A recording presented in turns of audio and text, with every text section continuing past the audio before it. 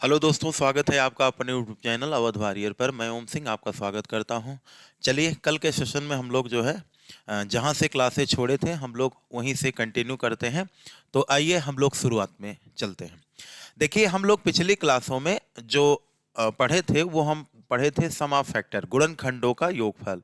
वो चाहे सम गुणनखंडों का योगफल रहा हो, चाहे विषम गुणनखंडों का योगफल रहा हो, और इवन यहाँ तक हम प्राइम नंबर के फैक्टरों का भी योगफल वहाँ पे देख चुके हैं। तो चलिए हम लोग अब आगे की तरफ शुरुआत करते हैं। देखिए, यहाँ पे एक संख्या दी गई है, जिस संख्या का नाम क्या है? तो संख्या हमारी है 4096। अब आप जानते हैं कि 4096 के सभी गुणनखंडों का योगफल पूछा गया है। तो 4096 के अगर सभी गुणनखंडों का योगफल निकालना तो 4096 आपको क्या करना होगा?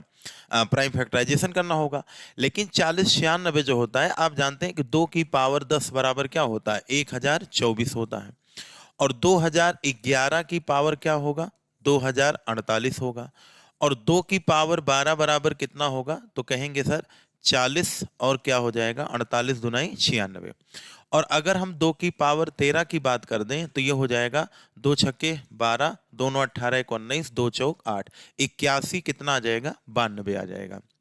चलिए, तो इसका मतलब हो गया कि जब मैं इसका प्राइम फैक्टराइजेशन करूंगा तो इसका प्राइम फैक्टराइजेशन करूंगा तो 2 की पावर किसके बराबर होगा? 12। यहाँ पे और कोई संख्या है ही नहीं है। तो आइए हम लोग शुरुआत करते हैं। अब हमसे पूछा गया है कि कुल गुणनखंडों की क्या बताइए, कुल फैक्टर का क्या बताइए, योगफल एडिशन बताइए। तो अगर योगफल पूछा है तो मैंने क्या बताया था? मैंने आप सभी लोगों को बताया था कि जब जब आप लोगों को योगफल निकालना हुआ करे तो योगफल के लिए सबसे बढ़िया ये होता है कि हम लोग क्या करते हैं, जैसे आप लोग देख लिए कि 4096 जो होता है वो 2 की पावर कितना होता है? 12 होता है। तो मैंने आप सभी को ये बताया था कि सबकी पावर को हम लोग जीरो से स्टार्ट करते हैं। तो 2 की पावर जीरो, 2 की पावर क्या होगा? 2 की पावर 0 प्लस 2 की पावर 1 धन 2 की पावर 2 धन 2 की पावर 3, और dot dot dot dot plus 2 की पावर कितना होगा? 12 होगा। तो अब इसको अगर हम लोग देखें तो यहां से लेकर के 1 से लेकर 12 तक टोटल 12 नंबर है और 0 है, ठीक है।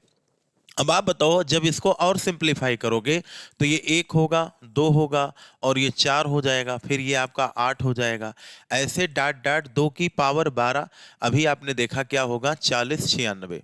तो अगर हम लोग इनका योगफल ऐसे मैनुअली करेंगे, मैनुअली का मतलब हो गया कि एक एक चीज को लिख लिख करके करेंगे तो हमारा समय क्या होगा? बहुत ज्यादा यहाँ पे दिक्कत में आएगा। तो इसके लिए हम लोग क्या करेंगे, इसको देखेंगे कि ये कौन सी श्रेणी बन रही है। तो मैं अगर देखूं तो ये एक जीपी श्रेणी है, और जीपी श्रेणी में n पदों का जो योगफल होता है वो होता है a और r की पावर n-1, और अपान क्या होता है? r-1 होता है। ठीक है, कोई दिक्कत नहीं। अब देखिए, आर क्या होता है? सर्वांतर। तो देखिए, एक दुआई दो, दूना 4, दूनी 8, यानी आर की वैल्यू तो हमें पता चल गई कितना? 2 है। और ए माने प्रथम पद, प्रथम पद हमारा कितना है? 1, और यन है पदों की संख्या। तो टोटल पद कितने हैं? पावर देखो 0 से 12 तक है, तो इसका मतलब यहाँ पे टोटल कितने टर्म होंगे? 13 टर्म होंगे। तो अब इसको अगर हम लोग सॉल्व करने की कोशिश करें तो कुछ है नहीं। अब आप बताओ, ए की वैल्यू कितनी हो जाएगी? 1, और आर की पावर एन, आर का मतलब 2, और एन कितना होगा? 13 हो जाएगा, और -1 अपान r-1, तो 2-1 हो गया। अब ये अगर देखा जाए तो 2 की पावर 13-1 इसका क्या होगा? राइट जवाब होगा। लेकिन यहाँ पे देखिए 2 की पावर 13-1 नहीं है, तो इसको पूरा सॉल्व करेंगे। और अभी मैंने बताया कि 2 की पावर 13 वहां पे देखेंगे अगर, अच्छा, यहाँ पे देखिए एक चीज और कर सकते हैं कि अगर आपको ना भी याद हो तो यहाँ पे देखिए सबका इकाई अंक क्या है? अलग अलग है। तो आप ये बताओ, यहाँ पे 2 की पावर 13 का इकाई अंक क्या होगा? 2 - 1। 2 की पावर 13 का यूनिट डिजिट क्या होगा? तो कहेंगे इसका तो 1 होगा, सॉरी 2 होगा, और यहाँ -1 एक घटाएंगे, यानी हमारा उत्तर वही सही होगा जिसके लास्ट में क्या होगा? 1 होगा। बाकी करने को आप 2 की पावर 13 याद है, 81 92 से आप लोग 1 कम कर दीजिए तो हमारा उत्तर क्या हो जाएगा? 81 और 91। यही हमारे प्रश्न का क्या हो जाएगा? राइट जवाब हो जाएगा।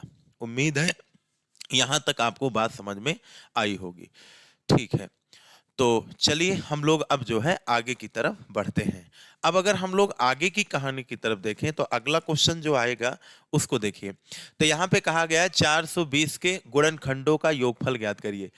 किस गुणनखंड का योगफल, कुल गुणनखंडों का कि विषम का कि सम का हमें नहीं पता है, तो हम चल दिए सब को लेकर के चलते हैं। कोई टाइपिंग मिस्टेक हुई है तो कोई प्रॉब्लम नहीं हो, वैसे कुल गुणनखंडों का ही योगफल ये लग भी रहा है। तो आइए 420 को हम लोग पहले क्या करेंगे, तोड़ेंगे। तो जब 420 को हम लोग तोड़ेंगे तो 420 कैसे टूटेगा, तो 6 सत्ते 42, 2 तिहाई 6 और सत्ते 42 और 2 पंचे कितना हो जाएगा 10, यानी ये बनेगा 2 की पावर 2 इंटू 3 की पावर 1 इंटू 5 की पावर 1 इंटू 7 की पावर कितना होगा 1 होगा। तो यहां तक कहानी समझ में आ गई, ठीक है। अब आगे हम लोग बढ़ते हैं। तो इसमें देखिए हम पहले निकालेंगे कुल गुणनखंडों का योगफल। अगर कुल फैक्टर का योगफल हमसे पूछेगा, सम ऑफ टोटल फैक्टर, तो इसके लिए हमको क्या करना पड़ेगा, 2 की पावर 0 से, वही काम जो मैंने बताया। सब की पावर कहाँ से स्टार्ट करते हैं, 0 की। पिछली वीडियो आप लोग जरूर देखिए, उसमें डिटेल में हमने आराम से पढ़ाया है। तो इस तरीके से हम लोग यहाँ पर चलेंगे और बाकी सब की पावर कहाँ से शुरू करेंगे, सब की पावर हम लोग 0 से शुरू करेंगे और हाईएस्ट पावर तक हम लोग चले जाएंगे जितनी पावर हमारी है।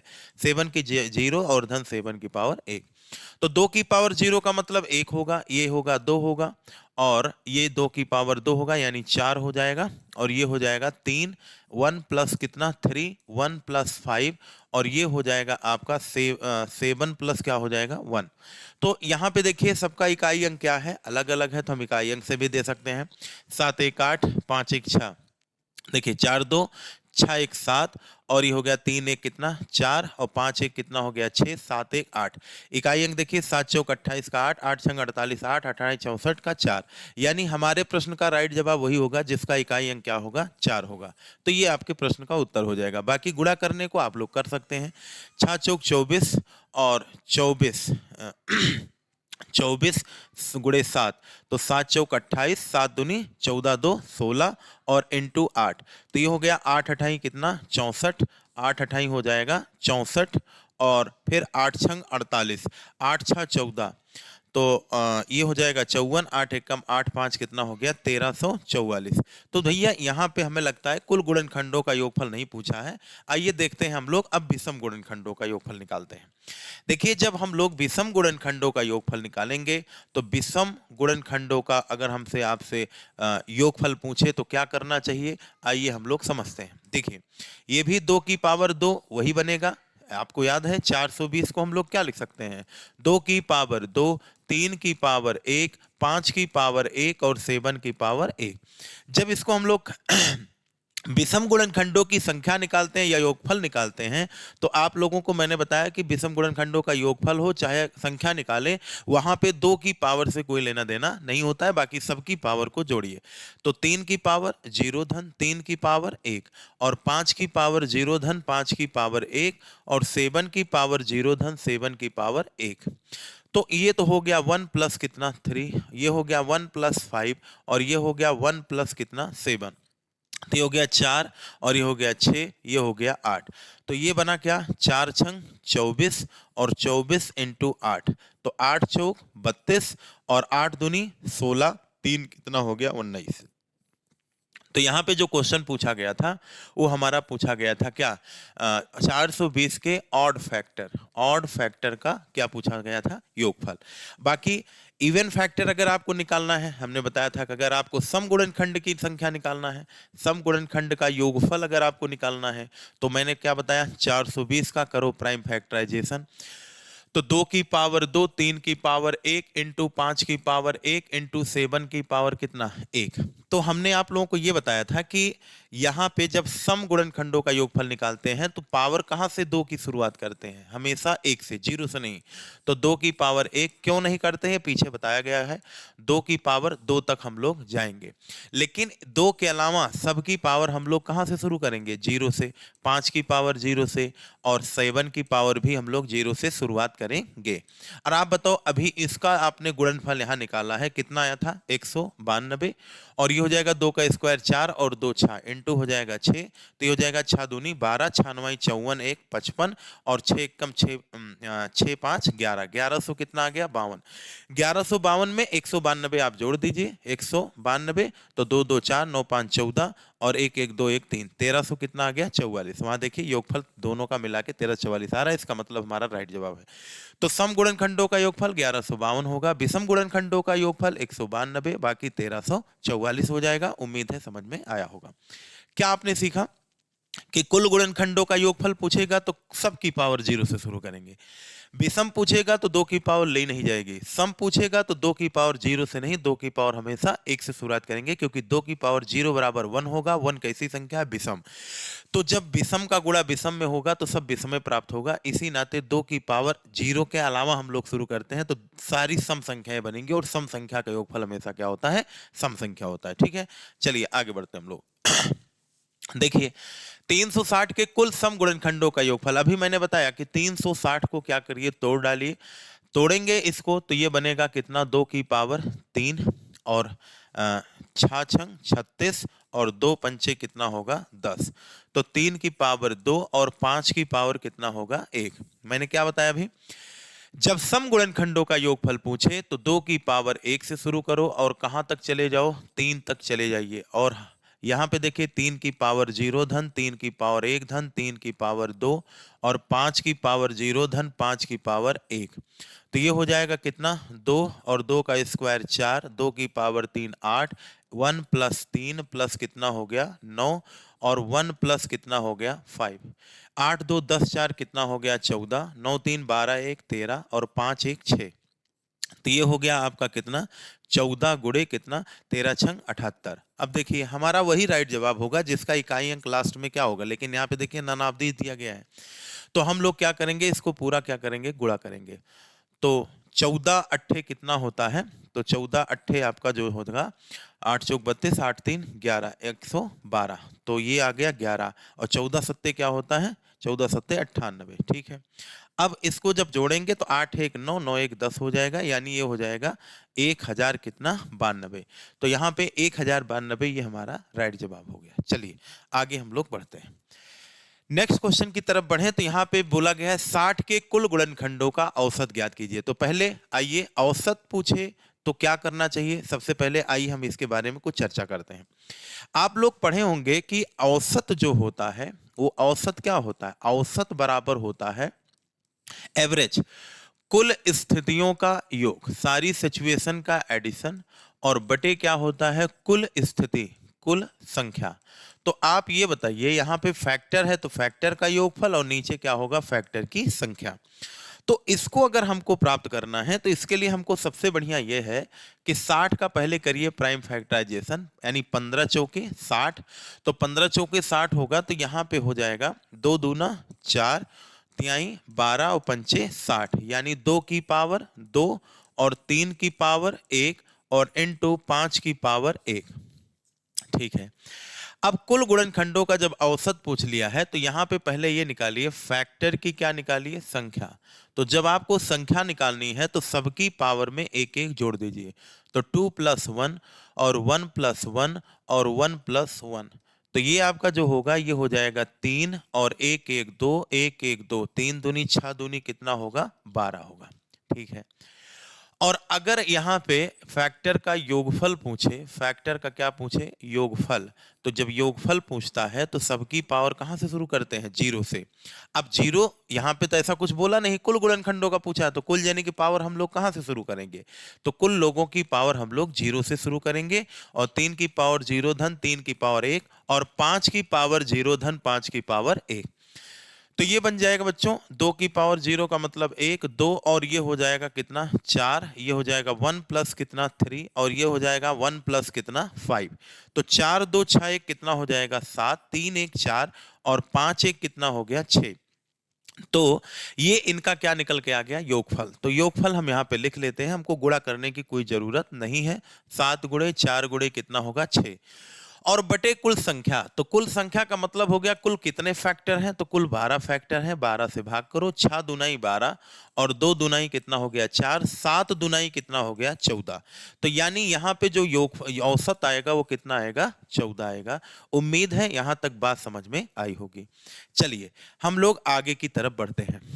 240 के कुल गुणनखंडों के व्युत्क्रमों का योगफल बताइए। अब देखो भैया, यहाँ पे व्युत्क्रमों का योगफल पूछ लिया, तो जब व्युत्क्रमों का योगफल पूछ लिया तो आइए पहले मैं आपको कुछ समझाता हूं। जैसे देखिए, मैंने कहा कि ये बताइए आप लोग 12 के कुल कितने गुणनखंड होंगे, तो 12 के अगर कुल गुणनखंड हम लोग निकालने जाएं तो 1 होगा 2 होगा, 3 होगा, 4 होगा और इसके बाद कौन हो जाएगा 6 होगा और कौन होगा 12। अब इन गुणनखंडों का व्युत्क्रम करना है, तो जैसे व्युत्क्रम जब हम करेंगे तो 1/1, व्युत्क्रम माने उल्टा 1/2 और धन 1/3, धन 1/4 और धन 1/6 और धन 1 क्या होगा 12। तो ये हो गया, ठीक है। अब आप लोग बताओ यहाँ पे एलसीएम कितना आएगा, एलसीएम 12 आएगा, 12 आ गया तो ये हो जाएगा कितना 6, सॉरी यहाँ पे जो आएगा वो आपका आ जाएगा कितना 12, ये हो जाएगा 6 और 4 ये हो जाएगा 3 और ये क्या हो जाएगा 2 और ये क्या हो जाएगा 1। अच्छा, आप लोग देख रहे होंगे कि जब व्युत्क्रमों का योगफल पूछ रहा है तो ऊपर देखिए, ऊपर मैंने क्या लिखा, ऊपर हमने लिखा है सभी गुणनखंडों का क्या निकल के आया योगफल और बटे स्वयं संख्या।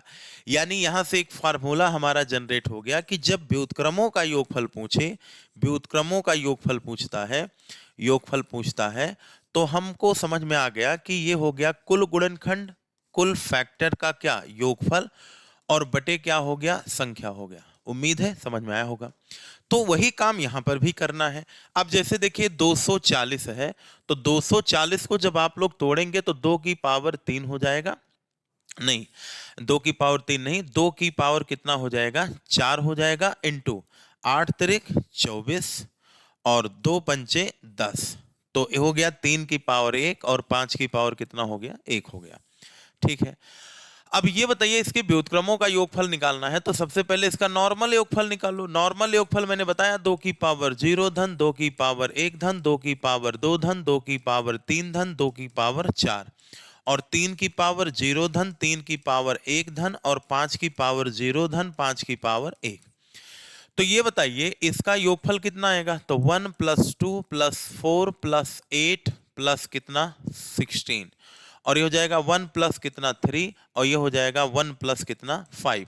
तो जब इसको हम लोग जोड़ेंगे 16 4 20 8 28 2 30 1 कितना हो गया 31 इंटू 3 1 4 इंटू 5 1 6, तो ये हो जाएगा 6 के 6 तिरिक 18 इंटू 4। तो ये आपको गुणा करने की अभी कोई जरूरत नहीं है। तो आप ये बताइए जब हम लोग यहाँ पे हम इसको सॉल्व करेंगे तो एक चीज समझ में आ गया कि योगफल हमारा कितना आ गया 31 गुणे 4 गुणे कितना हो गया 6 हो गया, ठीक है। और बटे संख्या, तो संख्या हमारी कितनी है 240 है, तो यहाँ 240 लिखो, 4 छंग 24, 6 दहम 60 और ये आपका हो जाएगा 3 दशमलव कितना हो जाएगा 31/10। तो 31/10 का मतलब हो गया कि यहाँ पे उत्तर हमारा क्या होगा, ऑप्शन नंबर क्या हो जाएगा डी इसमें सही हो जाएगा।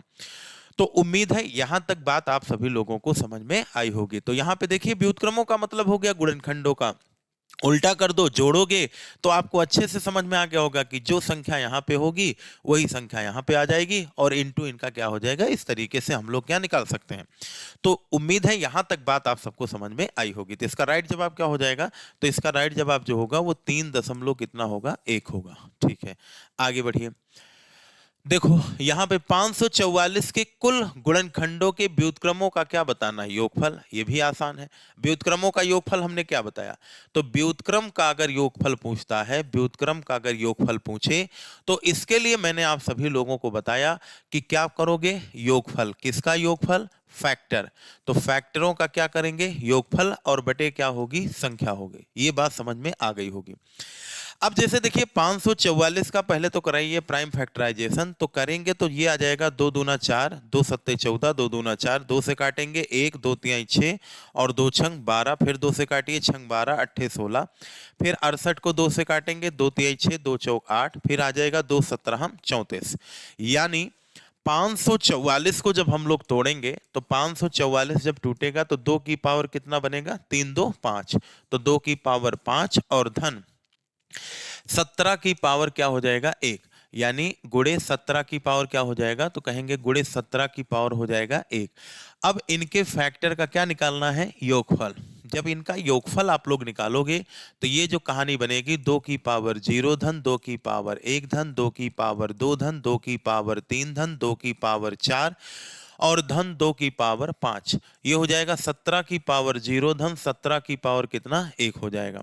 तो जब इसको आगे सॉल्व करेंगे तो ये हो जाएगा 2 दूनाई कितना 4 8 और ये 16 और 16 और 2 कितना हो जाएगा 32। ये हो जाएगा 1 प्लस कितना हो जाएगा 17। इसको आगे बढ़ाइए कहानी। इसको जब आप लोग आगे बढ़ाएंगे तो ये हो जाएगा कितना 16 और 4 20 और 20 20 2 22 22 8 कितना हो जाएगा 30 और 1 31 और 32 दूना 64 से 1 कम करो ये हो गया 63 और 17 1 कितना हो गया 18। तो बताइए अगर हमको योगफल बताना है तो योगफल तो समझ में आ गया 63 गुणे कितना होगा 18 और बटे क्या होगी संख्या। संख्या हमारी कितनी है 544 है। तो आप लोग इसे काट सकते हैं 2 9 18, ये हो जाएगा 2 दूना 4 और ये हो जाएगा 2 सत्ते 14 2 सत्ते 14। अब देखिए आगे हम लोग किससे काट सकते हैं, तो 17 से काटें तो नहीं कटेगा। यहाँ पे जो आपका राइट जवाब होगा वो आपका कितना हो जाएगा, तो 272 होगा भाई। ये होगा 2 दूना 4 और 2 सत्ते 14 2 सत्ते 14, 2 दूना 4 2 सत्ते 14। ठीक है 544 है भाई, 554 नहीं है, यहाँ पे कितना है 544। तो जब इसे काटेंगे तो ये हो जाएगा 2 9 18 2 दूना 4 2 सत्ते 14 और 2 दूना 4। अब देखिए 7 से काटें या 9 से काटें, 7 2 9 नहीं 9 से नहीं कटेगा, 7 9 63 7 त्रिक 21 6 ये भी नहीं कटेगा, ये केवल 17 से कटेगा। तो इससे यहाँ पे अगर हम लोग देखें तो हमारा कैलकुलेशन क्या है एकदम ठीक है, इसमें कोई दिक्कत नहीं है। तो कहने का मतलब ये बन गया कितना 9 त्रिक 27 और ये बना 9 छक 54, 54 दो कितना हो गया 56 और बटे 272। अब इसको थोड़ा सा सॉल्व करिए, भाग करिए। तो जब 567 को हम लोग 272 से भाग करेंगे तो हम लोगों का पहाड़ा कितनी बार जाएगा, तो कहेंगे 3 बार। तो 3 दुनाई 6 और 3 सत्ते 21, 3 दुनी 6 2 8 ज्यादा हो गया। तो हम लोग इसको जो है 2 बार लेके चले, तो 2 बार लेके चलेंगे, 2 दूना 4 2 सत्ते 14 और 2 दूना 4 1 5 544। तो ये हो गया 4 3 7 2 हो गया। दशमलव लगाएंगे, जीरो बढ़ाएंगे तो ये विभाग जाएगा नहीं, तो फिर जीरो बढ़ा देंगे, फिर जीरो बढ़ाएंगे तो यहाँ पे जो पहाड़ा जाएगा वो 8 बार। तो 8 दूनाई 16 8 सत्ते 56 1 57 8 दूनी 16 5 21 और 9 बार लेके जाओगे तो 9 दूनी 18 9 सत्ते 63 1 64 और 9 दूनी 18 6 कितना हो जाएगा 24, ज्यादा हो जाएगा। तो ये आपका जो राइट जवाब है बी फॉर बॉल ऑप्शन आपका क्या हो जाएगा, सही हो जाएगा। थोड़ा सा कैलकुलेशन जो है आप लोग अच्छे से करेंगे। अब चलिए हम लोग आगे बढ़ते हैं। देखिए चलिए अब हम लोग आगे की तरफ बढ़ते हैं। देखिए अगर हम लोग अगले क्वेश्चन की तरफ बढ़ें तो अगला क्वेश्चन हमारा 18 नंबर क्वेश्चन है आज का। चलिए हम लोग देखते हैं। यहाँ पे कह रहा है यदि किसी संख्या n के 15वें गुणनखंड एवं 20वें गुणनखंड का गुणनफल स्वयं संख्या के मान के बराबर है। देखो ये क्वेश्चन जो है एक लॉजिकल है, रीजनिंग के जैसा। अगर इसका पीछे का लॉजिक आपको समझ में आ गया तो इसमें पेन चलाने की जरूरत नहीं है और ये पेन चलाने से उत्तर भी नहीं आएगा। ठीक है, तो आइए हम लोग आपको समझाने की कोशिश करते हैं। यहाँ पे ऑप्शन ई भी कर लीजिए, नन ऑफ दिस, इनमें से कोई नहीं। हमें इसका ऑप्शन जो है थोड़ा मिस्टेक लग रहा है इसमें। चलिए हम लोग शुरू करते हैं। अब जैसे देखिए यहाँ पे इस क्वेश्चन को समझाने से पहले इन्होंने क्वेश्चन क्या कहा है, इन्होंने कहा है कि एक संख्या है उसका जो 15वां गुणनखंड है, 15वां के बाद कौन आएगा, 15वां के बाद आएगा 16वां, फिर आएगा 17, फिर आएगा 18, फिर क्या आएगा 19वां। 19वें के बाद जो नंबर आएगा वो 20वां गुणनखंड आएगा। तो 20वां गुणनखंड, तो इन्होंने जो कहा है, इन्होंने ये कहा है कि जो 15वां गुणनखंड है और जो 20वां गुणनखंड है, वो इन दोनों का जो गुणनफल है वो स्वयं संख्या के मान के बराबर है। 15वां इंटू 20वां जो गुणनखंड है, इसका जो गुणनफल है वो स्वयं संख्या के मान के क्या है, बराबर है। तो उस संख्या के कुल कितने फैक्टर होंगे? तो इसका लॉजिक आइए आपको हम समझाते हैं। जैसे मान लीजिए हम आपके सामने कोई संख्या रखें, जैसे हमने रख दिया, सपोज आप करिए 48।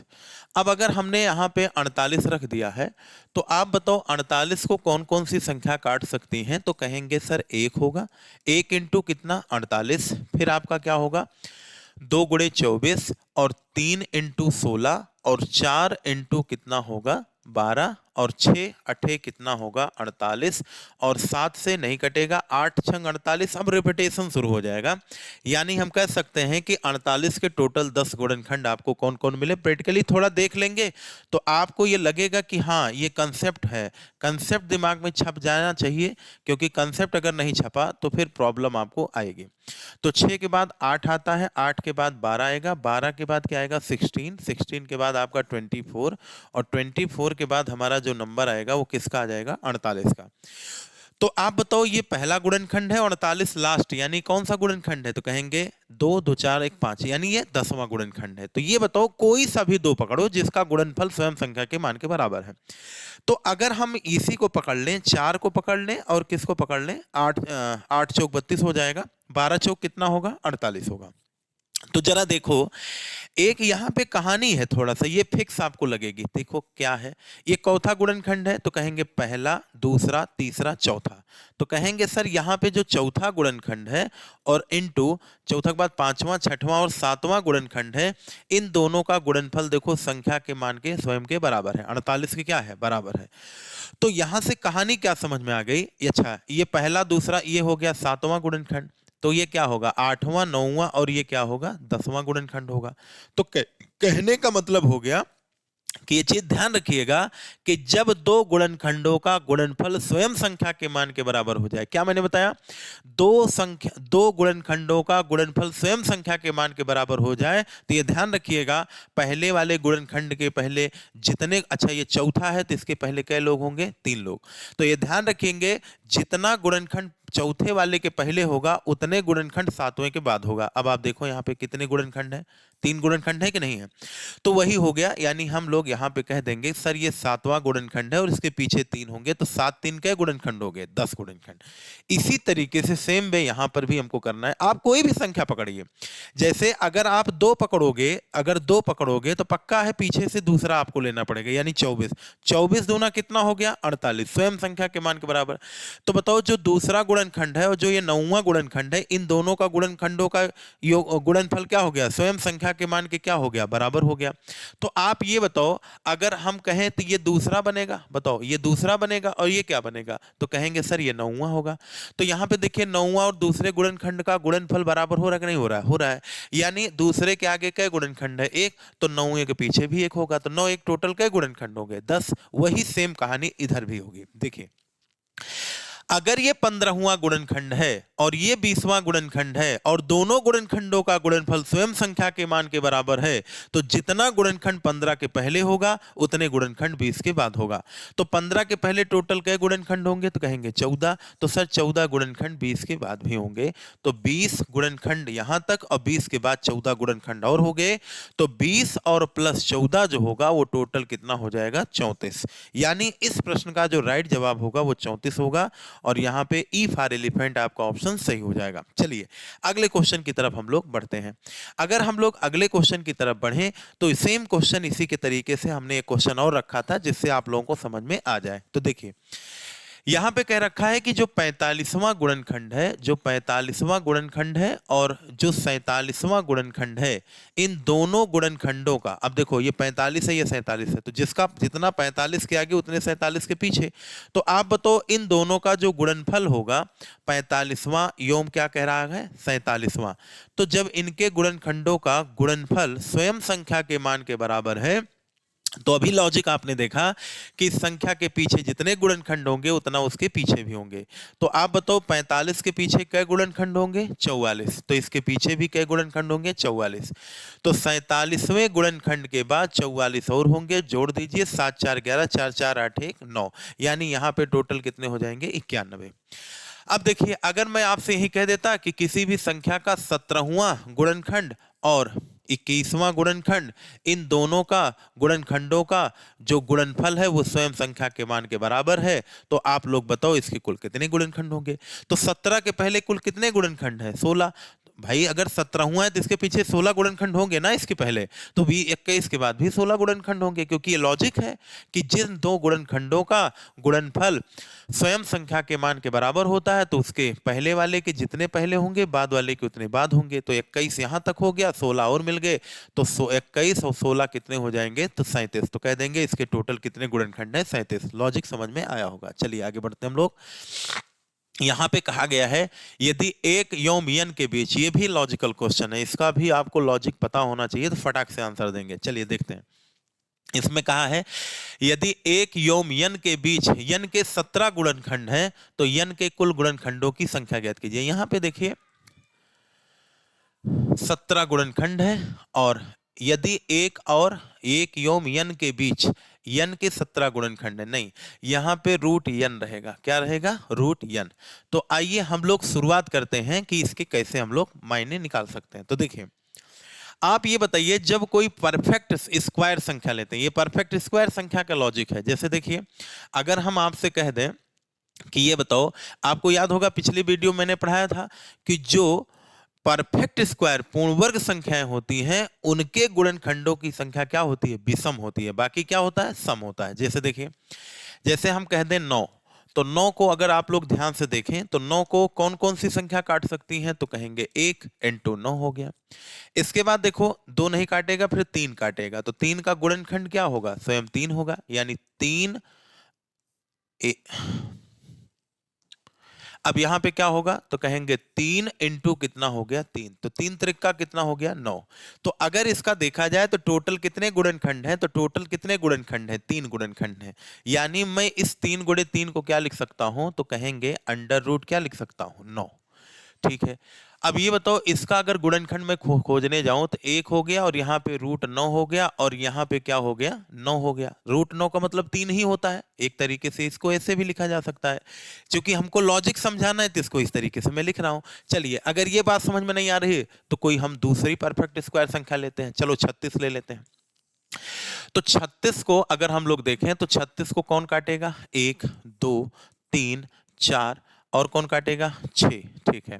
तो यहां देखो 36 हो गया, और 18 दुनाई 36, 12 तिहाई कितना हो गया? 36, 4 नवाई 36, और 6 छंग 36।